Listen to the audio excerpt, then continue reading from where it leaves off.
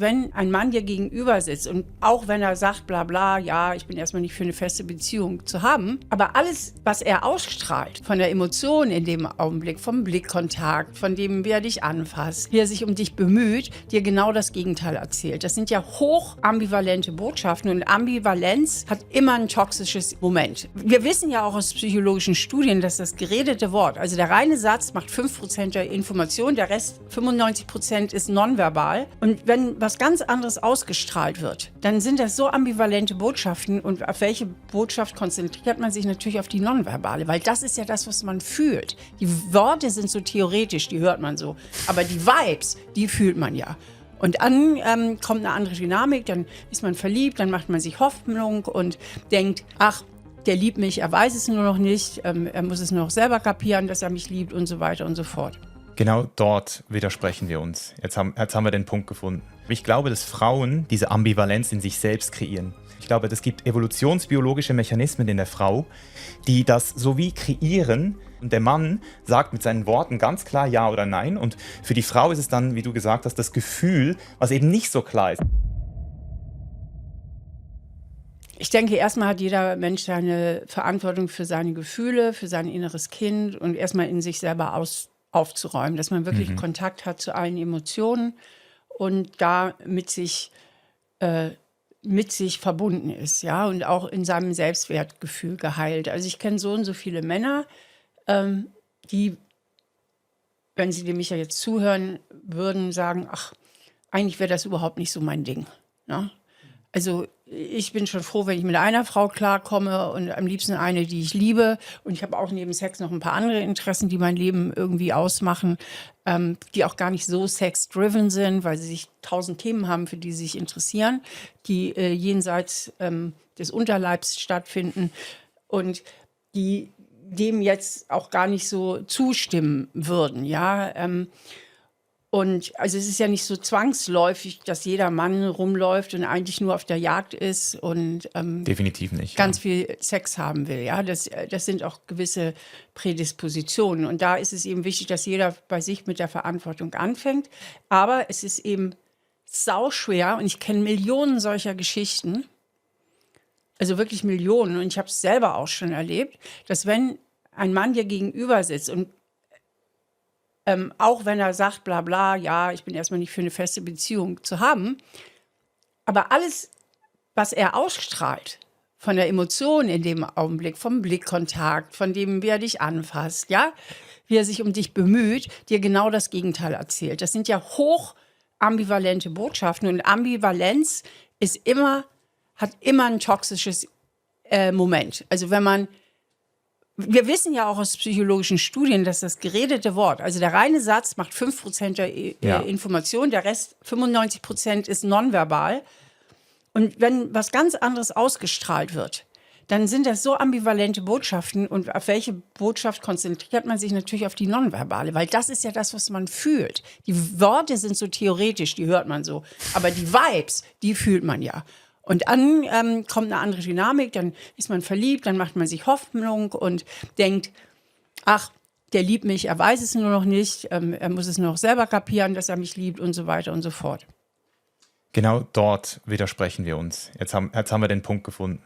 Ich glaube, also alles, was du stimmst in der Dynamik, gebe ich dir recht, aber ich glaube, dass Frauen diese Ambivalenz in sich selbst kreieren.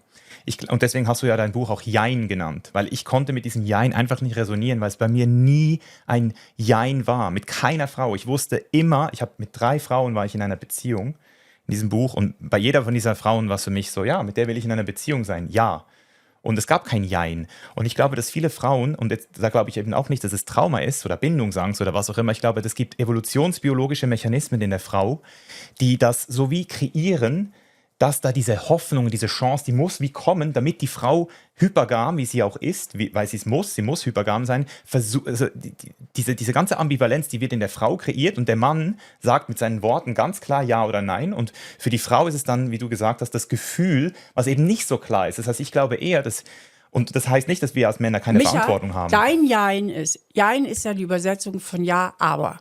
ja, aber. Und dein Jein, was du unheimlich viel gelebt hast, ja, ich will Sex mit dir, ja, ich will Zeit mit dir verbringen, aber ich will keine Beziehung. Genau. Klassischer kann Jein nicht sein. Und Das deswegen, ist das klassische Jein. Ja, aber. und Ne? jetzt sind wir wieder Sex in der, ja, Gespräche ja, Kuscheln ja, alles ja, ja, ja, aber ich will keine feste genau. Beziehung. Das ist Jein.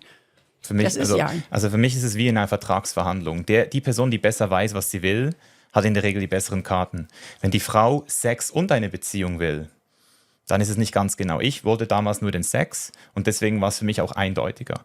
Und jetzt wieder zu deiner Frage zu kommen, Leon. Mittlerweile sehe ich die Verantwortung bei jedem selbst und ich als Mann kann sagen, dass ich die Signale der Frau ganz klar verstehen muss. Also früher, eben jetzt zum Beispiel bei dieser Russin, könnte ich jetzt zum Beispiel sagen, heute würde ich das nicht mehr machen. So, weil ich einfach weiß, dass diese Frau nicht in der Lage ist, wirklich zu reflektieren. Eben, für mich ist es fast schon Solipsismus, der da anfängt. Dass eine Frau wirklich glaubt, der Mann sendet ihr Signale, dass sie ihn eigentlich will, dass er sie eigentlich will, aber er sendet diese Signale gar nicht. Das ist die Frau, die sich das wirklich einbildet. Und Das wirst du gesendet haben. Ich schwör's dir. Du nee. wirst sie angelächelt haben, du wirst sie warm angeguckt. Natürlich, das sind doch alles Signale. Du wirst ihr in die Augen geguckt haben. Nur verbal hast du gesagt, ich will aber nicht.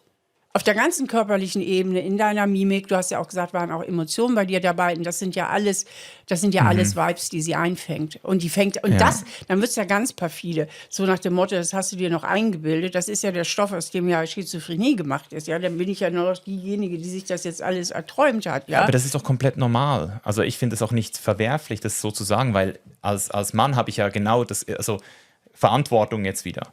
Also ich muss es jetzt einfach mal kurz erklären, dass wir hier einen fairen Vergleich haben. Es gibt Menschen, denen fällt es extrem schwer, nicht übergewichtig zu werden, weil sie zum Beispiel Leptin viel später ausstoßen als normale Menschen. Das heißt, ich nach 20 Minuten Essen, ich bin satt. Es gibt Menschen, die können nach einer Stunde Essen immer noch nicht satt sein. Dopamin wird bei gewissen Menschen ganz anders ausgestoßen. Das heißt, für gewisse Menschen ist Essen ein Muss, für andere ist es Ekstase. Denen geht einen ab, wenn sie essen. Das heißt, Menschen, denen einen abgeht beim Essen und die nicht satt werden, die werden viel einfacher übergewichtig als Menschen, die diese Hormone nicht haben. Und genau so sehe ich jetzt zum Beispiel auch bei mir. Ich kann jetzt sagen, okay, ich hatte ein 1200er Testosteron natürlich in meinen Mitte 20ern. Ich hätte dafür Verantwortung übernehmen können und einfach der edle Ritter sein können, der jedes Mal, wenn eine Frau mich versucht zu verführen, Nein sagt und sagt, nee, so wie du, so dieses...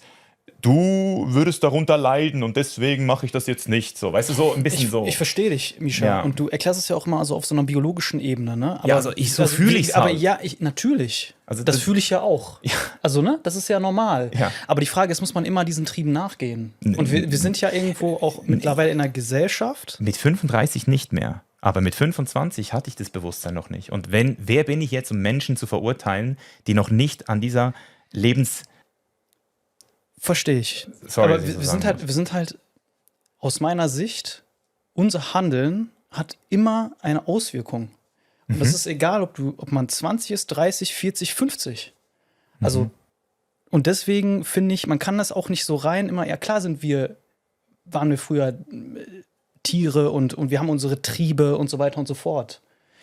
Aber wir sind an diesem Punkt auch in der Menschheit, wenn man das jetzt auch mal so auf die Gesellschaft umpolt, wo wir nicht immer auf diese Triebe zurückgreifen können, finde ich. Die haben wir in uns. Das ist ja aber das wir müssen lernen, damit umzugehen. Und wir müssen auch verantwortlich damit umgehen. Wenn ich jetzt ein Problem mit dir habe oder so, kann ich dann nicht einfach hier angreifen, mitten im Studio. So, weißt du? Und das ist ja auch ein Trieb, kann ich auch sagen, ja, das ist ja in mir, ist ja so ein animalischer Trieb. Ich muss dem jetzt mal hier draufgehen, so, weißt du? Und ich finde, man kann das nicht immer alles so auf die Triebe lenken und sagen, so habe ich mich gefühlt, deswegen habe ich mich dann so gehandelt. Ja, es ist sowieso immer eine sekundäre Rationalisierung. Also du hast ja auch schon Erfahrungen mit mir geteilt. Und da könnte ich ja jetzt auch nicht sagen, ja, das hättest du damals anders machen können. Nein, hättest du nicht, weil du es genauso gemacht hast, wie du es gemacht hast. Und darin steckt für mich die Weisheit, dass wir, und deswegen finde ich es so witzig, dass Steffi von verkopft spricht, alle Erfahrungen, die ich in diesem Buch teile, die ich jetzt hier gerade in diesem Gespräch teile, die habe ich auf sinnlicher Erfahrung gemacht, auf der Wirklichkeit erster Ordnung. Ich habe alles sinnlich erfahren und habe mir danach Gedanken gemacht und kann die jetzt hier... Ich meine mit verkopft. Ja. Ich kenne einige Menschen, die auf dieser sinnlichen Ebene die Erfahrung machen und dann aber einfach nur intellektualisieren. So. Und gerade in Beziehungsthemen Dingen sind mir schon so viele, vor allen Dingen Männer begegnet. Ich habe ja auch viele Paargespräche geführt als Psychotherapeutin oder führe sie immer noch in meinem Podcast, wo der Mann über das Wesen der Liebe, der kann auch irgendwie über seine Emotionen zum Teil sprechen. Er kann so eloquent wie du bist, kann er das alles so erklären, noch ein paar biologische Konzepte reinhängen, ne? Also so alles erklären, aber das ganz Einfache, ne? Wirklich im Kontakt mit seinem Gefühl und sagen, hier ist jetzt die Anziehungskraft, in dich bin ich verliebt und mit dir will ich jetzt einfach zusammen sein. Das fällt unheimlich schwer. Das fällt unheimlich schwer. Und kann dir ich ist ja das nicht. zumindest auch ewig lange schwer gefallen. Heute hast du dich ja, soweit ich weiß, hast du ja heute eine feste Beziehung.